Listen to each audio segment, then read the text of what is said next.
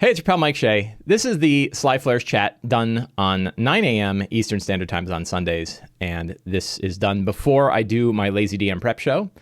And we talk about all things D&D. So we're just going to talk about whatever I have on my list or whatever people in the Twitch chat want to talk about. And then later I cut it and edit it and hopefully put it in a table of contents and make it available to you fine watchers on YouTube or listeners on the Sly Flourish podcast.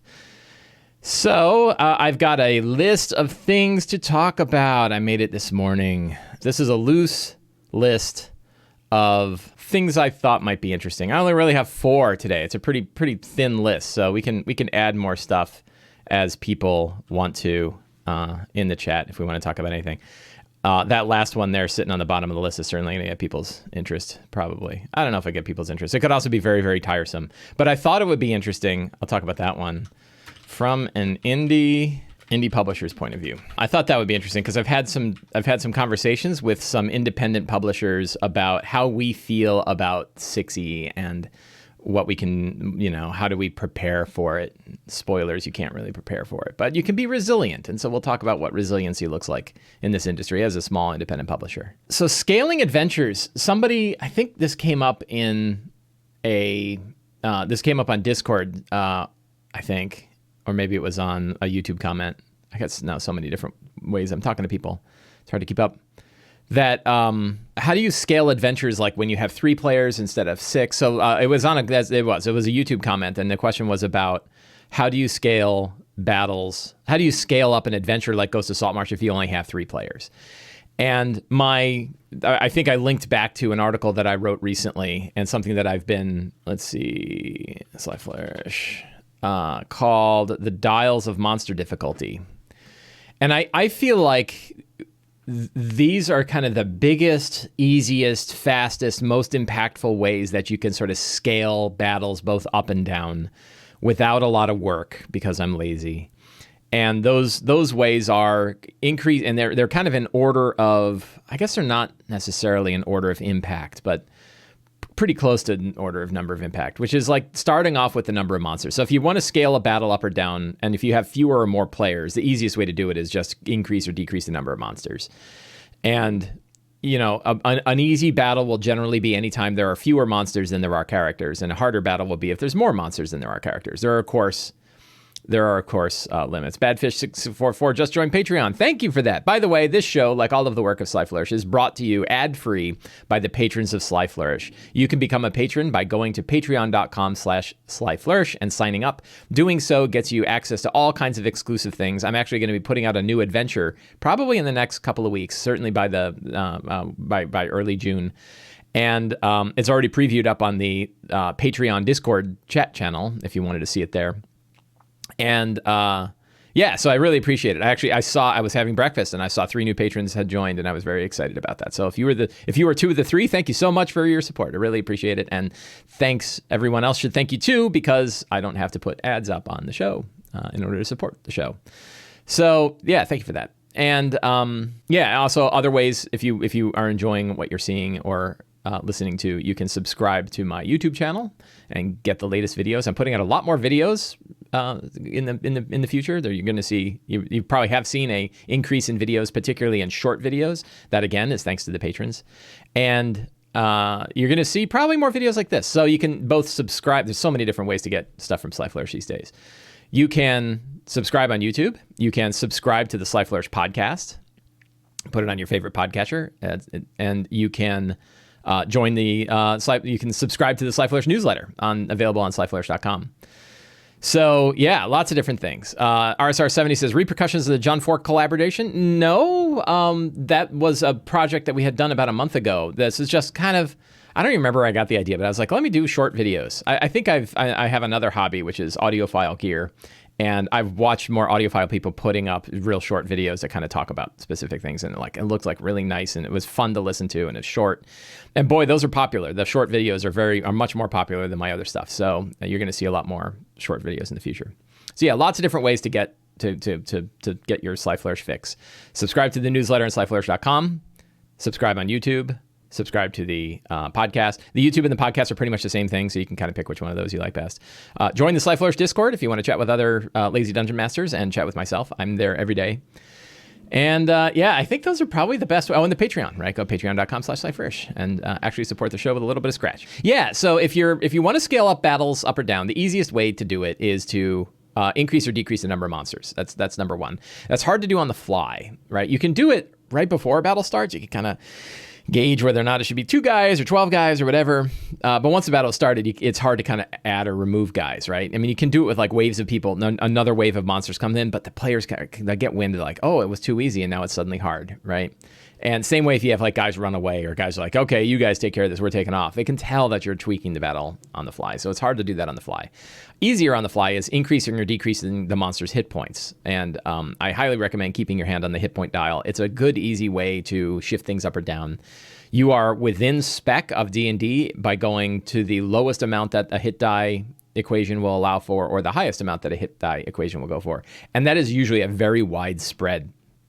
An example, if we go to D&D Beyond and we put out Ogre, your Ogre has 59 average hit points, but it's 70, 10 plus 21, which means it could be 31 hit points instead of 59, or it could be as many as 91 hit points. So think about that. 31 to 91 hit points is a wide variance on hit points for an Ogre to have. But that is within that hit die range. And you're still within bounds of their specs. I don't necessarily believe in the need to be in or out of bounds the need to be in bounds or the desire to not be out of bounds when you're running your game. When you're publishing stuff or you're playing like an Adventures League, that's a different story. But if you are running your own game, I think you have free reign to do pretty much everything you want in order to support the pacing and the fun of the game. And an example of that is your willingness to do stuff with the damage, which are the next 2 dials. So the first dial is number of monsters. Second dial is number of hit points. Third is number of attacks. And boy, if you want a big impact, give an Ogre 2 attacks instead of 1. And now he's doing 26 damage instead of 13, right? Real high-level Ogres, like Ogre Warriors or Ogre Champions, could do 3 attacks, right? Bang, bang, bang. It's now 39 damage that you're doing. Big way to have an impact on damage. But another way is this 4th dial, which you can tweak a little bit more, which is the amount of damage that a monster inflicts. And you could do things like have him set his club on fire. And now he does an extra d6 fire damage, maybe 2d6 fire damage. Or what if he's possessed by a necrotic entity and it's channeling his great club with necrotic. He's got glowing violet eyes and there's this big cloud of necrotic energy around his club. And now he's slamming it down and doing an extra, 9, 2d8 necrotic damage. And now 9 on top of 13 is a lot, right? So, now you're doing 22 damage instead of 13. And then you can scale it up even more. So now if you want to take an Ogre and, the Rakam says, I miss 4th edition rolls. We will talk about rolls. I think, Rakam, do you already know how I feel about rolls? If not, I can talk about rolls because I have feelings. And so you could take an Ogre and you can make it a relatively weak Ogre if you need to. I tend not to think, I think it's better if you know ahead of time an Ogre is going to be a hard challenge. I wouldn't recommend using an Ogre. I'd recommend using something like an Orc or something, or a Bugbear or something that is more applicable to the current power level of the characters. But if you need to lower down Ogres, mostly for the pace of the game, lowering hit points is fine. Lowering damage, maybe, but if you have to lower the damage on an Ogre, you've gone overboard already. Usually it's about scaling them up. And for scaling them up, you could go as far as 91 hit points on an Ogre if you don't want to cheat. I like to cheat and just say, you know what, we're going to give him 120 hit points. We're going to essentially double his hit points. And now he's really strong. I think you're a fan, but I'm not opposed to hearing your thoughts on rolls again. I am not a fan of rolls, so we'll talk about that. So doubling the hit points is great.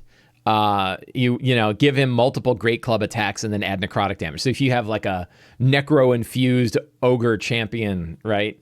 You can double his hit points, and now he's got 120 hit points. You can give him multiple great club attacks. Maybe he does 2 attacks, and maybe he does an extra 2d8 necrotic damage on each attack, 9 damage. So now he's doing 22 points, 2 attacks, 44 damage, 120 hit points. Now he's way higher in challenge rating too. He's probably on the more challenge 4 or 5 ratio, right? But you don't have to worry about challenge rating because you know your players and your characters' powers more than anybody else does. You will know, do they do tons of damage, right? If your group does tons of damage, hit points are going to be a good dial. If you know that they have a lot of damage mitigation, I have a group where they have 4 out of 5 of them can heal and have healing word, and they have a Twilight Cleric who is mitigating roughly 6 to 9 hit points of damage to the whole group every turn. So throwing a lot of extra damage on monsters is not a problem in that case, and it makes them feel challenged, right? And you don't do it all the time because you're not there to punish the players for the choices they made. But if you want a battle to feel hard, that's a way to make it feel hard. So those are the 4 dials. Have more monsters, increase or decrease hit points, increase or decrease number of attacks, and increase or decrease damage. Sure, if you have like one monster, you can add legendary actions. The problem is legendary actions are another one of those where people can tell that it's different. I would, if you were going to do something like create a legendary, and you can certainly do it, and it's not hard, I would declare it ahead of time that this is the legendary necrotic ogre champion, right? And then that way the players know, oh, this guy's a legendary. Let's shift how we're going to face it because he's so powerful, right? I broadcast legendary monsters. I don't usually, because you don't want to pull back the curtain too far and make it look like you're changing things on the fly. You want it to feel solid and stable. So I usually, if I wanted to change the action economy, I'd have more of them, right? I would put, before I would start making a single guy legendary just to deal with the action economy, not because of the area of story, I would instead just have multiple ogre, necrotic infused ogre champions. And that makes sense. Quickly talking about rolls, I actually don't like rolls from 4th edition. So the rolls in 4th edition, if you look back on old 4th edition monsters had things like Lurker, Controller, Striker, Brute, and Soldier, I think. And the idea was you could kind of, it was sort of paint by numbers. You could tell like, okay, I can have 3 brutes and, so those rolls are different. Elite and solo, minion, normal, elite, and solo, I think are different than roll. And there's 2, okay, so let's go back. So look, for those not familiar with 4th edition, there were 2 different things that sort of defined, I guess 3. There were 3 things that sort of defined a monster's place in a battle. Its level, which was based on the character level. So you didn't have challenge rating. You had a monster level, which was roughly equivalent to a character level. You had its type, which was like, and it's a kind of size almost, with difficulty, I guess, which was minion, meaning they had 1 hit point, and the minute you hit them, they died. Normal guys, which they never really defined, but it was anything that wasn't a minion, an elite, or a solo. And the normal was roughly the equivalent of a single character, right, in action economy. You had elite, which is roughly the equivalent of 2 characters. And you had solo, which was roughly the equivalent of 4 characters. So you had monsters that scaled up and down with level, but then they scaled horizontally by minion, normal, elite, and solo. And I did like that. I do like that. And I kind of miss it. They do the same thing in 13th Age. They have mooks, normal monsters, double strength monsters, and triple strength, or large and huge, right? And a large monster was roughly the equivalent to 2 characters. A huge monster was roughly the equivalent to 3. And that worked really well. And the nice thing is you had levels, so you knew what level a monster was, and you say a monster that's the level of the characters is roughly equivalent. And then you had sort of how many characters it accounted for in action economy and in damage output. That works really well, and I like that, and I do miss it. There's a reason why you can't have that in 5th. And that's because monsters in 5th edition are intended to cover a much wider range of challenge levels than a monster in 4th or a monster in 13th Age. And part of the reason of that is because the math is flat in 5th, which means an ogre can be really, if you think about an ogre can be a solo monster if you're facing level 1 or level 2 characters, right? Like an ogre is a really hard monster to face at level 1, right? It is really, in fact, it'll probably crush level 1s because it does a lot of damage. 13 damage is enough to knock out a character in 1 hit. Level 2, it's a pretty good solo monster. It probably counts for 3 to 4 characters on its own because it's got 59 hit points. That's a lot of hit points, and does 13 damage a hit. So it's kind of a solo at level 1 and 2. When you get to like levels 2 or 3, it's kind of like an elite, right? It sort of fills in the place of 2 monsters. So 2 ogres would be pretty hard to face for level 3 characters. Level 4 characters, maybe 2 or 3 are pretty hard.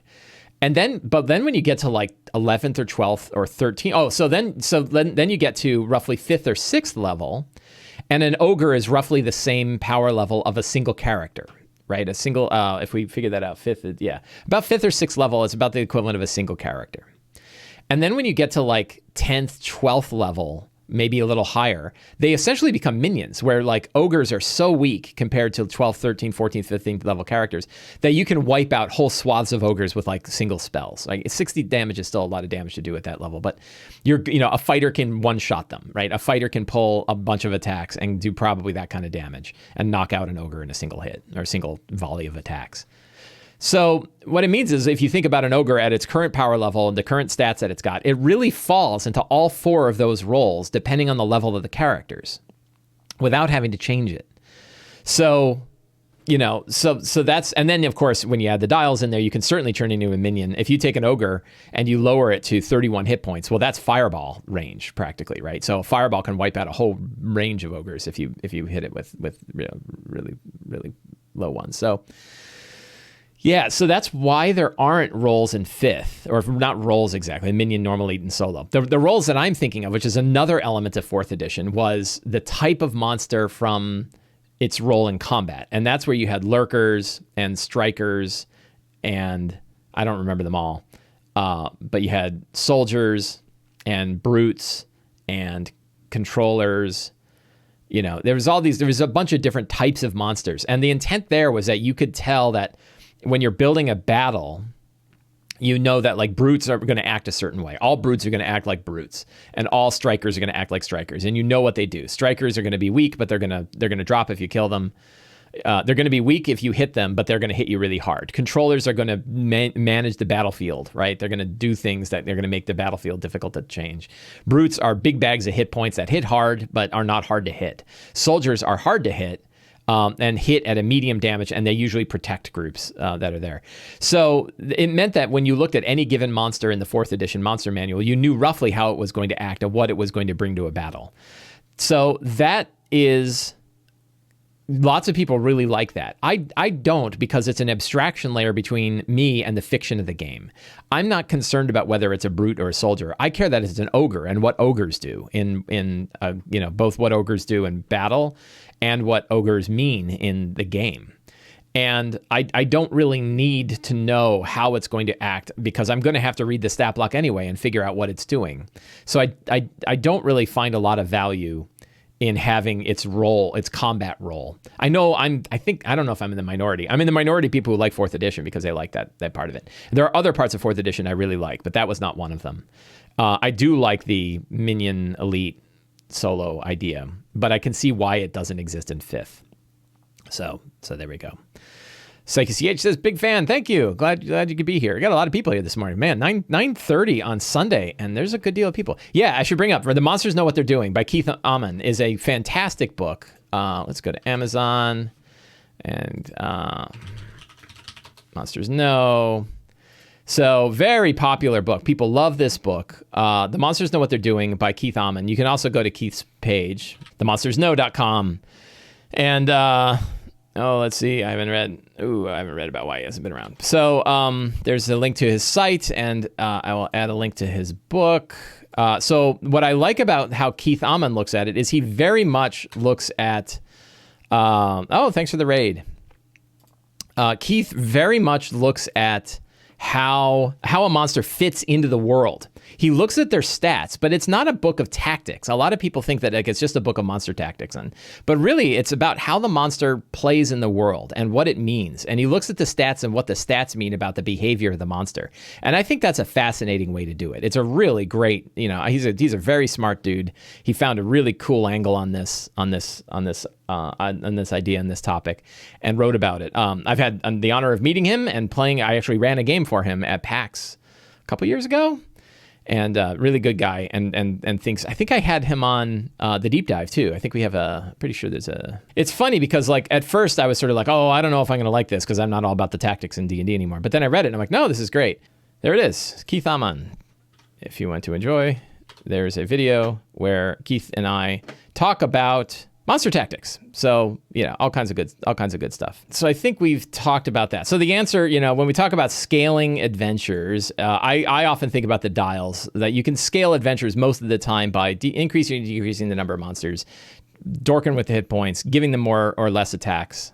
and changing the amount of damage that they do on attacks. And boy, you can change combat in almost any way. You can take an ogre from level 1 all the way up to like level 10 or 12 just by tweaking those dials. So good stuff. I didn't realize until my friend Teos mentioned it that Candlekeep Mysteries actually has a description. Where is Candlekeep Mysteries?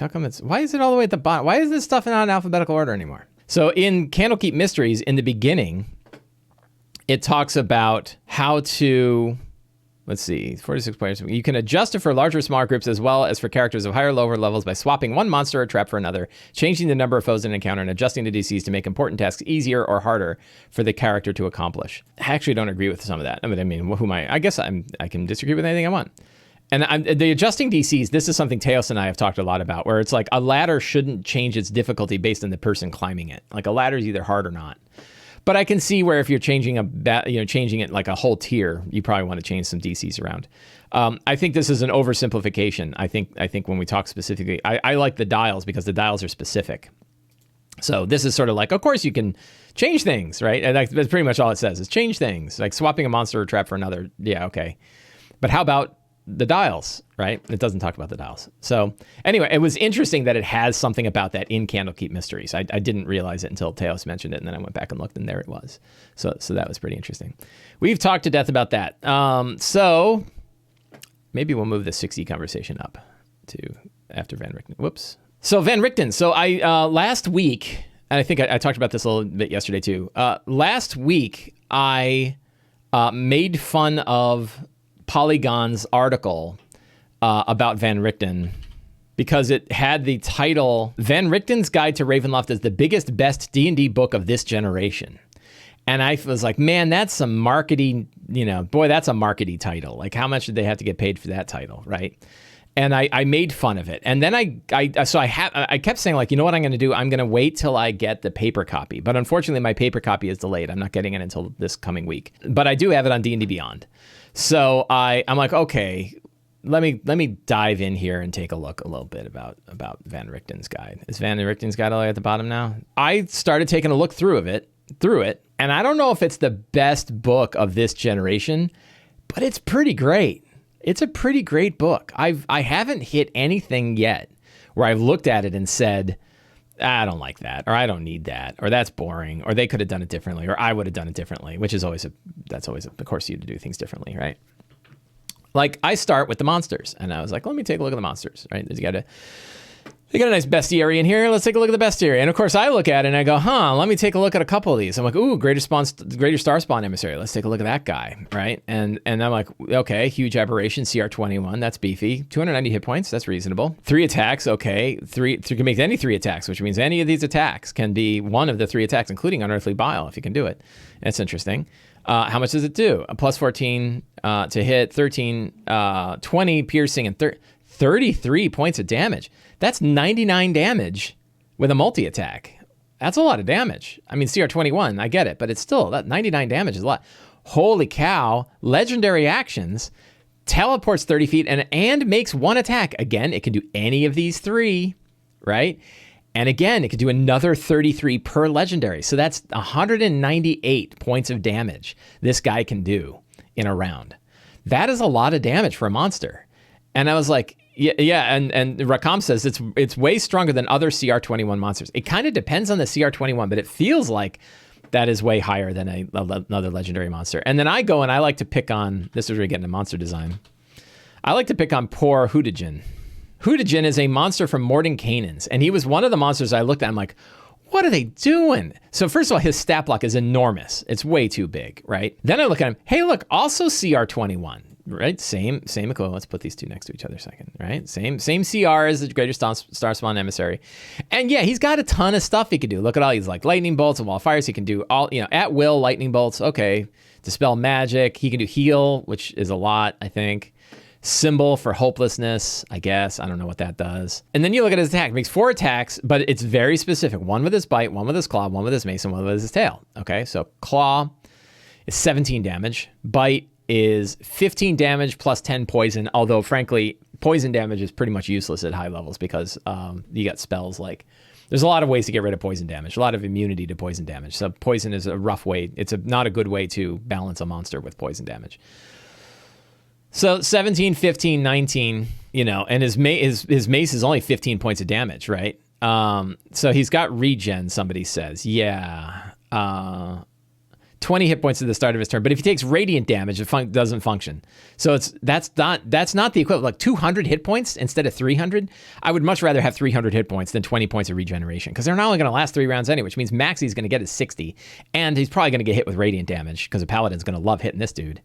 Right. And yeah, I get he can fly around and teleport and all this other nonsense, right? You teleport action. And then a legendary action, he can attack with his mace, which does 15 damage. Like, that's useless. Lightning Storm does 18 damage. That's nothing. This guy should be doing way, way, way more damage at CR 21, right? Fearful Voice. Look at this whole big block about Fearful Voice when almost every character that's going to be dealt with has an immunity to fear. That's a whole wasted section right there, right? In my opinion. So I compare Hootigen to the Greater Starspawn Emissary, and certainly at high levels, this guy's way harder, right, and way better, and probably much more of an actual level 20 or CR 21 challenge than Hootigen is. The thing that drives me bananas about Hootigen is if we take a look at Pit Fiend, right, because he's basically a Pit Fiend, right? A Pit Fiend is CR 20, but has 300 hit points. What happened to Hootigen's hit points? Where'd all his hit points go? Right, like. And he does same damage, so you can tell he's kind of a Pit Fiend because he's doing the same kind of Pit Fiend attack here. But like, Pit Fiends are stronger, right? Hootigen, he got weak, so he needs like 300 hit points instead of 200. He at least needs to be a Pit Fiend with extra kickers, and he doesn't, right? Did somebody say that he summons guys? I don't see anything about summoning. And the problem is, like, you throw all these actions in here, right? You give all these spell casting things. And you give this, like, he can't do any of this stuff because, he only has the one action a turn. Even with the Starspawn summons monsters. Yeah, boy, that's terrible. Summoning gibbering mouthers, right? Yeah, look at that. I didn't even read this part. The emissary expels bile that splashes all creatures in a 30-foot radius sphere centered on a point within 120 feet of the emissary. Each creature in that area makes DC 23 saving throw, taking 55. And remember, that's one attack.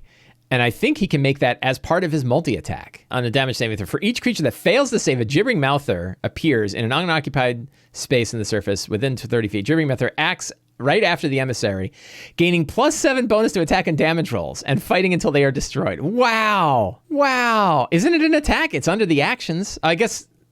Oh, I see. It doesn't have it doesn't have the attack thing. So it can only do either Lashing Maw or Psychic Orb, or it can do this. This is an action. You are correct. I am wrong. Think how bad that would be if he did both. Ooh. But it can, kind of, because he can do that once, and then he can make 3 attacks using his legendaries. Pretty awesome. It's a CR 21 elite instead of a CR 21 minion. Right, yeah, kind of, exactly. Like, which one's the elite and which one's the minion, right? But Hootigen's a named monster, right? He should be freaking badass. He should have 600 hit points. So, anyway.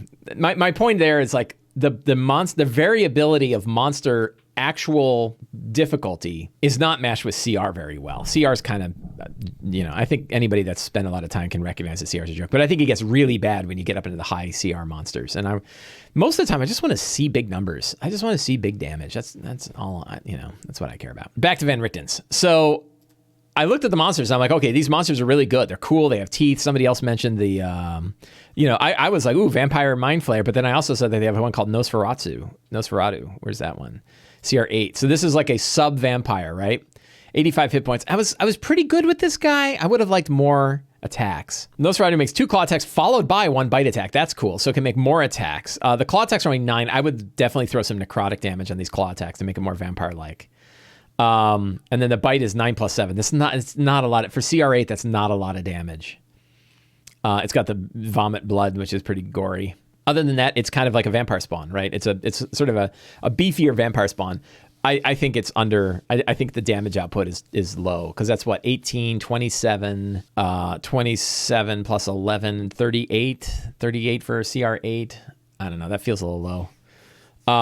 So it sits between the vampire spawn and the full vampire, which is kind of cool. I would probably, again, turn those dials, right? Jack the dial and give him some necrotic damage. Because it's very easy to give vampires necrotic damage, and you can give as many as you want. 2d6, they do an extra 7 necrotic damage. 1d6, right? Maybe it only does 1d6. It does an extra 3 points of necrotic damage. Or 2, or 4, or 8, 16d6 extra necrotic damage. Sure, why not? But I think that's cool. Cool piece of art, too. Like, oh, look at that guy. Definitely looks like Nosferatu, the original from the movie. So I really dig it. Well, zombie, where's the zombie stuff? There's a zombie horde thing, right? Isn't there? There's a zombie clot. That's gross. Swarm of zombie limbs is pretty cool. Let's look at the zombie clot, right? Oh, that's gory. Look at that. It's a big, it's like the Rat King, only it's made of zombies. That's pretty awesome.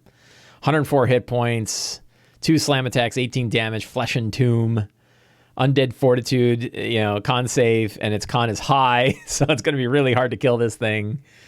Deathly stench. Any creature that starts a turn within 10 feet succeed on a DC 14 saving throw or be poisoned.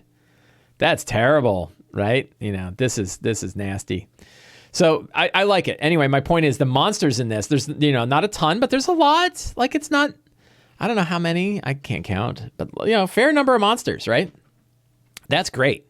So, we got some crunch, right? It's not exactly a new Mordenkainen kind of book, but it's not far off. But this book has something else that I think is more important, right? And the thing that's more important, so I didn't look at chapter 1 on character stuff because everyone in the world is going to be looking at character stuff. And I was like, that's great, but I'm not a player, I'm a DM. And I want to see what DM stuff is there. So then I started looking at like chapter 2, creating domains of dread and the domains of Ravenloft and, reading these. And this has something that I think is vital, which is just piles of inspiration. I was reading this and I loved what I read, and they had really great stuff in them. Like a lot of these, we'll pick on one, which I think it was Harakir that I liked. Harakir is, your very stereotypical sort of Egyptian tomb kind of place, right? And it's all about ancient tombs and deserts. The sands of time buried the desert of realm, empires, fallen pyramids, right? It's really just cool. And it's got like these noteworthy, so it has this nice evocative description of the place and who rules over it and what it's like there, right out of The Mummy, right? My wife and I just watched The Mummy. And then it's got like these, noteworthy features, right? Here are the known facts, the things that define this campaign is different than every other campaign you're playing. And I love that.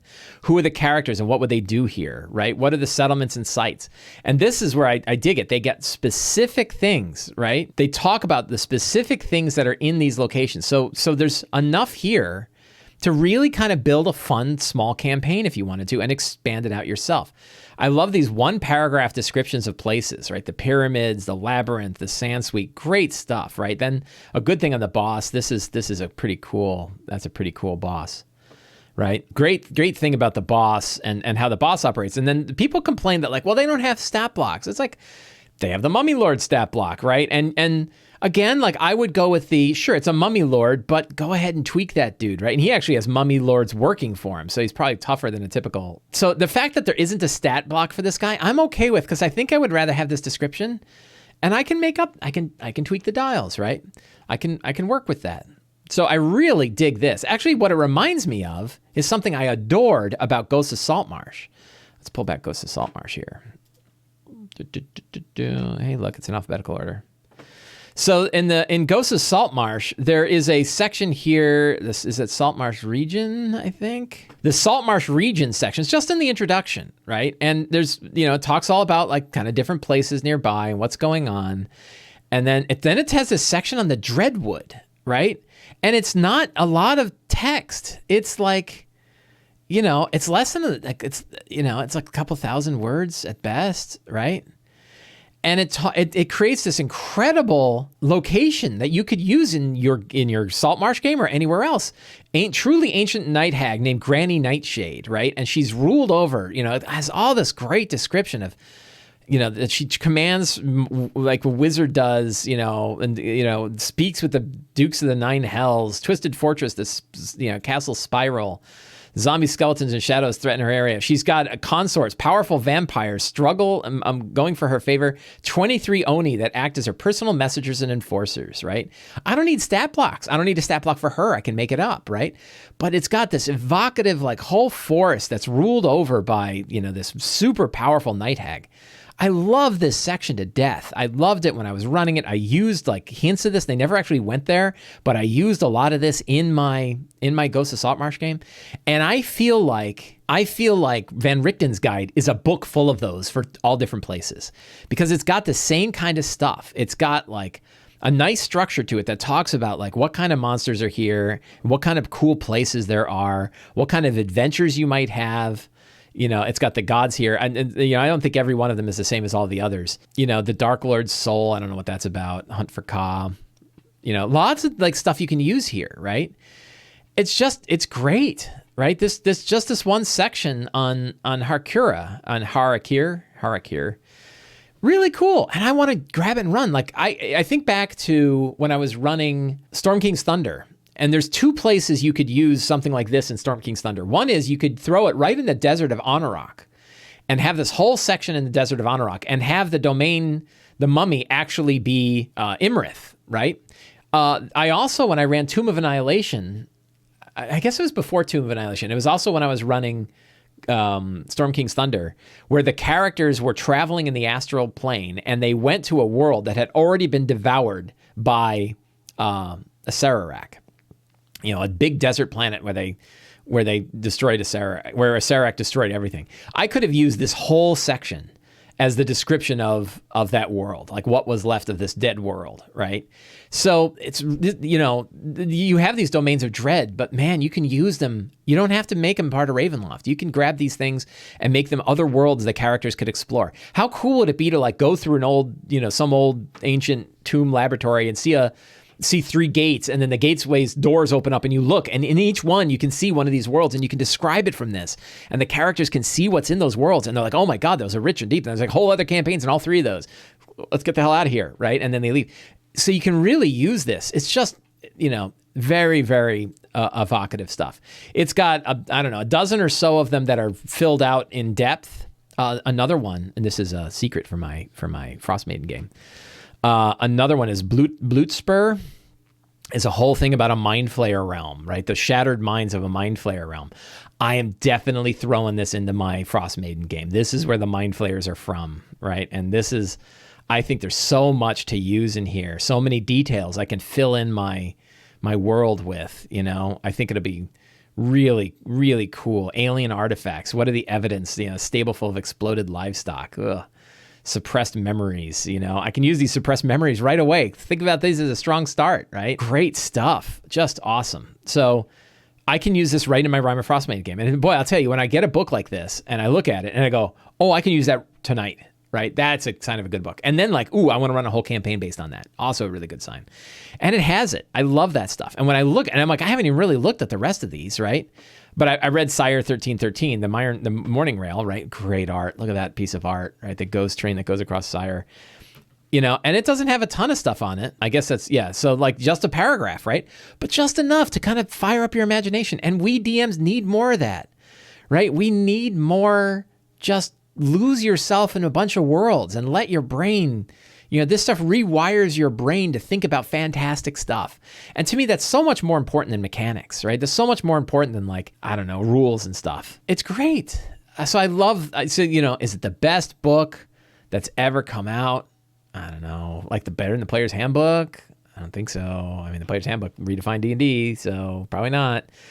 But it's pretty effing great, right? It's a good book. I'm more eager for this book than I have been for a lot of previous books. And as I skim through the D&D Beyond version, I am very interested in getting the paper book because I just want to grab it and lie on the couch with a coffee and read it for an hour and just let my mind go to new worlds. And I think that is, especially for us old folk, having the freedom to kind of go to other worlds and letting our imaginations run wild and feeding us seeds of stuff that we can use in our own games is really, really useful. And beyond just the inspiration, giving us details that we can use. Like a lot of, one of the things about these domains of dread is they have details in them, right? Like let's pick a random one here. I don't know what this one is. Dark fantasy, psychological horror, domain of decadent delusion, right? And they got cool maps. The details, right? Noteworthy features, settlements and sites, the Horner estate. These are great things, right? I love it. Look at this. This is right out of a fairy, dark Fae, unseelie Fae kind of stuff. It's great. I like it. Is it the best thing ever? I'm not sure I'd go so far as to say that, but I don't like which one of the other books that have come out since the core books do I like better? Well, Eberron is pretty great, and I beat the hell out of that Eberron book. I'd probably say I liked Eberron. Eberron I found directly useful and led to 2 one-year-long campaigns for me, so I certainly got a good value out of that. Is there other books that came out since then? I don't know. Nothing's jumping right out. So Xanathar, I mean, yeah, you'd say like what has a bigger impact? Xanathar had a bigger impact. And Xanathar's a great book. And it's a super popular book, right? It's like, I think the 4th most popular D&D book. And it made a big impact because of the amount of character options it had. Tasha's was disappointing. I kind of agree. I'm disappointed with Tasha's for a few reasons. One is I felt like it really dropped the ball on offering good things for a DM. The only thing as a DM that I remember in there that I really go, oh, that's great, are the different random tables for magical features. I thought those were great, and there's a good deal of them in there. And I that's something that I pull out of Tasha's and I use regularly. So I like that. I pretty much don't like anything else. The character classes, and like, man, you want to dive deep. If you want to hear somebody's opinions on the character classes, go listen to the Mastering Dungeons podcast with Teo Sabadia and Sean Merwin, where they do like a 14 episode deep dive into Tasha's, and they talk about everything in detail. And so if you want people's 2 smart dudes, 2 of the smartest guys in this industry, you want to hear what they have to say about it, go listen to them. I can only give my little anecdotal parts. I'm playing a rune fighter, and he's okay, but the abilities are kind of weird, and I don't really get a chance to use him very often. I would much rather play a champion fighter. A champion or a battlemaster fighter are far more fun. But it's thematically flavored. It's just not that fun to play. They're all weird. Like there's, my players who are playing a lot of stuff, they were all weird. The Star Druid is weird, and then there's some that are just plain broken. And you probably heard me talk about my current sadness with Twilight Clerics that they just make everything so much easier. The battles are so much easier with a Twilight Cleric because they absorb so much damage. And I hear the same thing about the it's not a life cleric. What's the other cleric is also equally broken, where it's basically giving everybody +5 to all rolls all the time. And can't really do anything else. I don't think it's order. It's something else. It's not life cleric, not light cleric, but something like that. Peace cleric, peace domain. I think it's a peace domain. Kaltha says, as a player, I love my Twilight Cleric. I guarantee your DM does not like the Twilight Cleric. It's just Kaltha. Here's my one proof that it's overpowered. How often have you used it to turn undead? How often have you used to use it for turn undead instead of for firing up the temporary hit points? And I can tell you, like, I asked my friend who's playing a Twilight Cleric, and I'm like, when would you ever use it? When would you ever use it to turn undead? He's like, God, never, right? Like, turn undead is so much weaker than this. I'm like, that's kind of the point, right? The fact that Twilight Sanctuary is so much better than turn undead. It's clearly not great. So I teased about 6e. So we talked about Van Richten's. We're not going to get to... here's a cool thing. You can strike things out in Notion by putting squigglies on either side. So we're going to squiggly that. What grade would I give it? I give it an A. I give it a good solid A. I'm excited. I want it. I'm eager to pay the money for it, and I like it a lot. I look at it, and so far there's nothing I look at it and go, wow, I didn't need that, or I don't like what they did with that. I think it's great. I think it's an outstanding book, and I can't wait to get it. Oh my God, level 14 Twilight Cleric. Yeah, good luck. I mean, it essentially means you have to just pile on a lot more damage, right? And what I do is I just add more damage to the monsters. I give them seven-ish more damage when I need to, right? Which sucks because it's like I just have to negate the power because it's too powerful otherwise. You're right. You'd think Turn Undead fits nicely into a Twilight Cleric, but it doesn't. So 6e from an indie standpoint, there is all kinds of talk on Twitter and all kinds of talk on Reddit and other places where people are talking about 6e, and it's a bunch of different conversations of course they're going to do a 6e. Nobody knows when. Some people are like, WotC needs to do a 6e to fix all these things that I hate, which is totally not true because year over year D&D has been doing just fine. It's been doing very well, as a matter of fact. But there is questions, and so there are rumors among indie developers that WotC is starting to think more about 6e. And the problem, so you can't, in my opinion, because it's kind of on the whims of a couple of people, like think about Wizards of the Coast, and then the people that are in charge of D&D, and the people that would actually give the thumbs up or thumbs down to whether or not they should start on a 6e, like really start. Of course, they're thinking about stuff. There's probably like file folders of what we would do, but that doesn't mean they're doing it. Whoever decides that they're going to do it, there's a small number of people. I think Hasbro's pretty hands-off. I bet you Hasbro's leaving it to Wizards of the Coast to decide, and Wizards is probably leaving it to whoever's in charge of D&D, maybe. But it's a small number of people who are going to decide whether or not to really start in earnest on a 6e. What sandwiches they ate might affect whether or not they decide to do it or not, right? So it means that it's a relatively unpredictable We know they'll do it eventually. We couldn't determine when. And they can change their minds. They could start and then say, no, you know what? Never mind. We're not going to. Things are too strong. Because it's based on decisions of a small number of people, that makes it a relatively unpredictable field. We don't know when they will do it, and we don't know what they will do when they do it. We all have ideas about when they might do it or what they might do when they do it. So Zadia brings up, 5e is too profitable at the moment. Sure.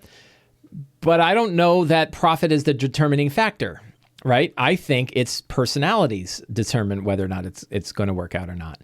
So, and if you look back at all of the previous editions and when they came out, it wasn't based on good business choices, right? It was based on whims. So we don't know when they're going to do it, and we don't know what they will do when they do it. So because like the topic keeps coming up, my indie publisher friends and I talk about it, and we're like, well, what would we do? Right? How do, I write books for 5e. I write a lot of material for 5e. How do I manage that, right?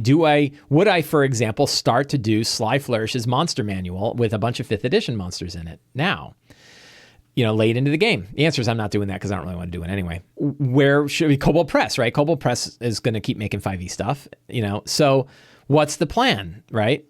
Hootenheimer says D&D 5e might be a route. Yeah. So this is where we kind of broke down to, like, because it's too hard to get our head around the topic. The indie publishers, the ones that friends of mine that I talk to who are involved in this, and I like, what are we going to do?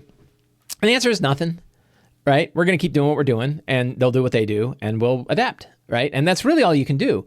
But the question came up of like, there's really two questions that came up. One, is 6e going to be like 5 or compatible with 5e or not?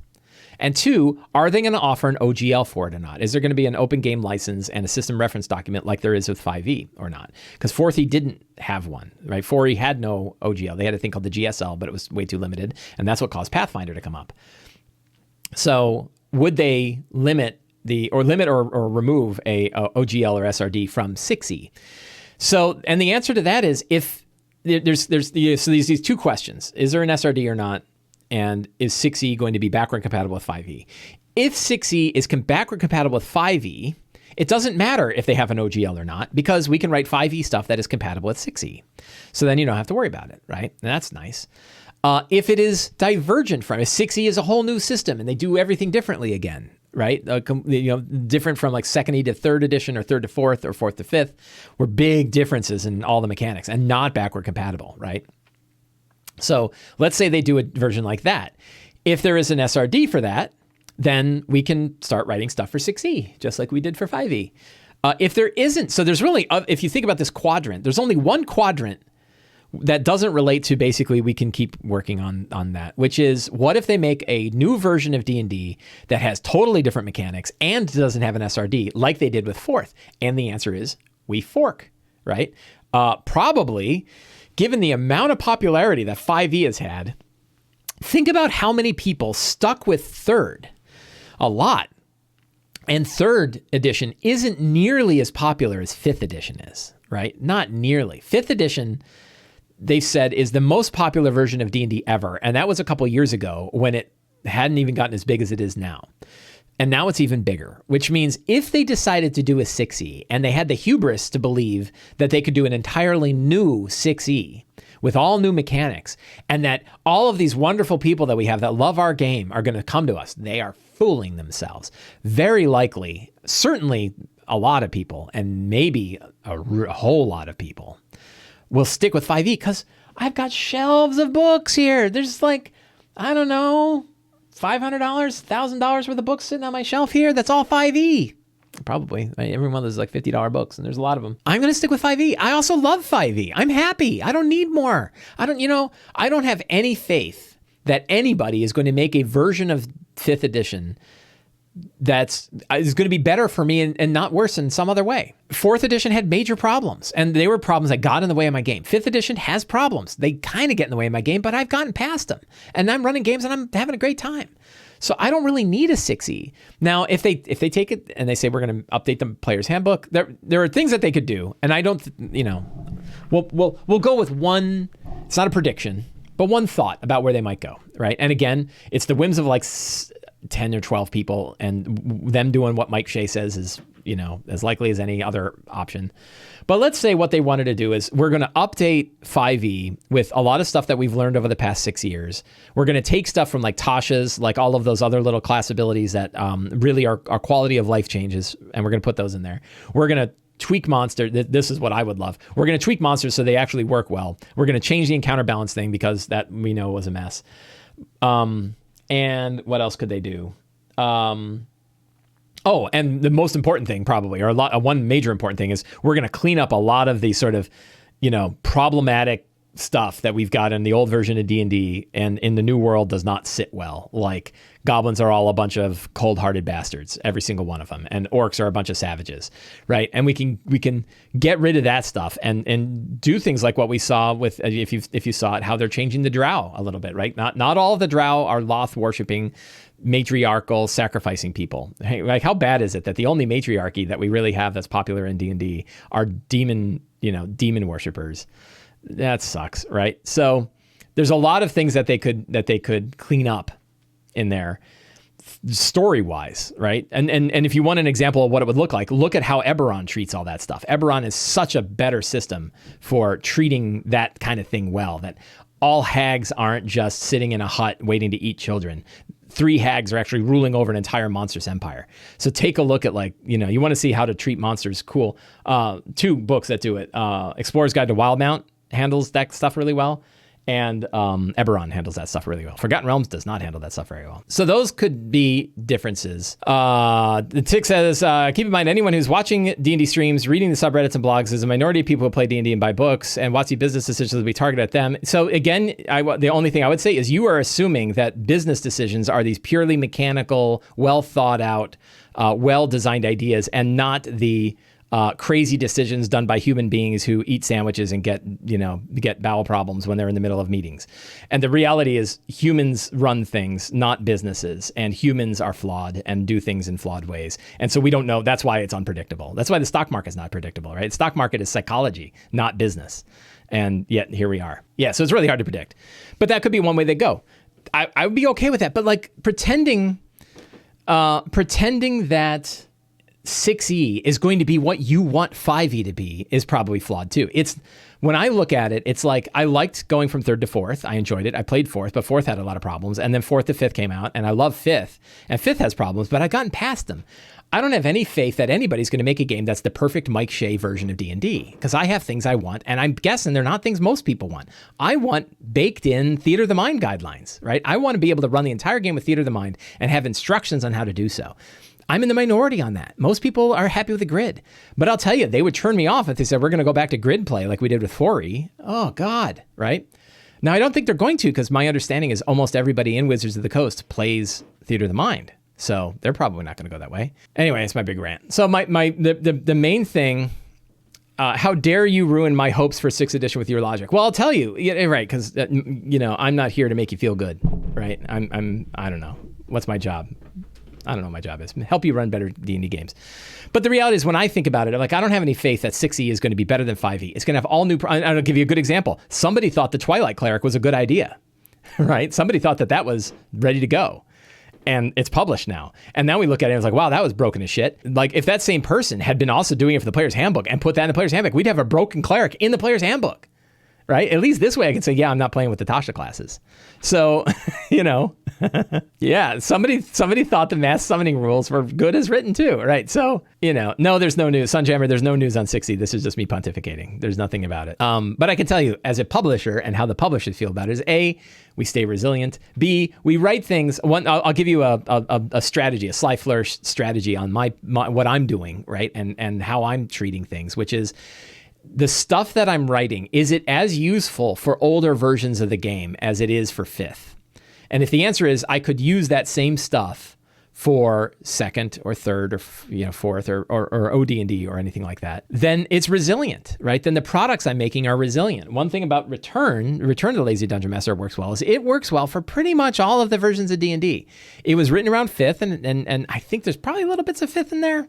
But I'm pretty sure that will work with 6 because it works with 4th and it works for 3rd and it works for 2nd and 1st and it works for other RPGs totally. The Lazy DM workbook is more 5th edition specific, and I would probably have to write a new one of those if the 6e came out and if I was writing for 6e. But the next book I'm working on, Lazy DM Companion, is probably going to be about 80% system agnostic.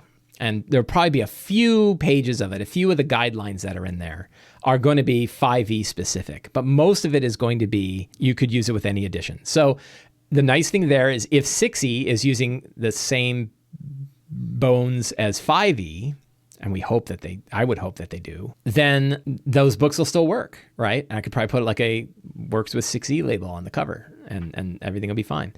But we'll see. So the answer is we'll see. We don't know. Maybe they'll switch to a D100 system. I doubt it. I heard this is where like I just look at the ceiling like, oh man, I got to get off Twitter. I was on Twitter and a guy was like, I can't wait for 6e. And my biggest hope is that they get rid of classes and races. And you're like, that's not, I don't want to be like the old Grognard, but classes? And I get like races to ancestries. And I get the idea of like, how, if you took Ancestries and Cultures, the book Ancestries and Cultures from the DriveThru, which I think it's been a best-selling, isn't there? Yeah, there it is. Ancestry and Culture, Alternative Race for 5e, right? Great book, really popular, adamantine bestseller, right? Really good book. Take the ideas from this. And if that's how you treat races in D&D, you're on board. But getting rid of classes? Oh, they were like, let's get rid of races, classes, and levels. And you're like, go play Fate, man. And there's like, and I'm not bashing other games. I got a bunch of other games sitting here on the shelf, but there are other games. And that's certainly not D&D. So I'm like, well, I don't think, they said, no, I don't like races, classes, and levels. And I hope 6th edition gets rid of that stuff. Oh my God. Right. So that's when I'm like, why am I reading people like this? Like, this is like, they should, if you want to write about D&D on Twitter, there ought to be a quiz. No, that's gatekeeping. You can write anything you want.